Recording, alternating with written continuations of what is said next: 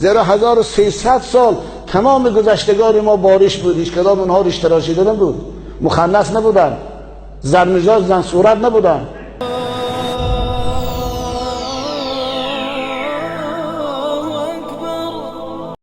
کسانی که تحقیر به ریشی داملا میکند داند که تحقیر به سنت پیغمبر خدا دارد.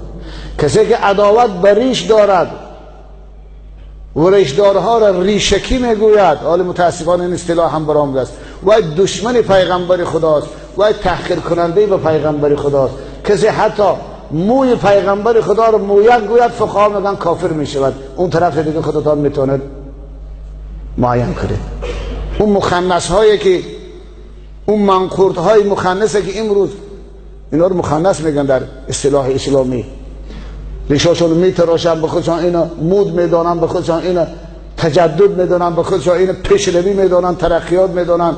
اما وقتی که ریشدارها رو ریشکی گفته تحقیر میکنن، اینها بدانن نه تنها تحقیر بر پیغمبر خدا و بر دین و آیین خود، بلکه تحقیر بر گذشتگان خود، بر نیاگان خود، بر پدران خود، بر بزرگان خود دارد.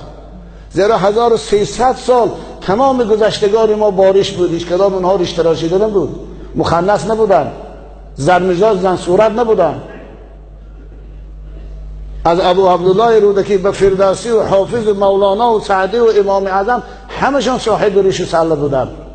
تحقیر بریش، نفرتی بریش، نفرتی به اونهاست، نفرتی به تاریخ داد، نفرتی به ملت است، نفرتی به بزرگان ملت است، نفرتی به فرهنگ دین است. برادر عزیز، این چنین نفرت به سطر دانید که نفرت به قرآن است.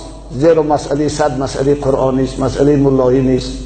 کسی که سطر بد میبیند، قرآن بد میبیند، نعوذ بالله خدا را بد میبیند.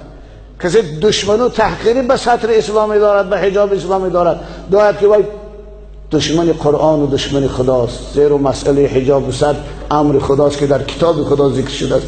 تا مولا از پیش خشان نگفتیم.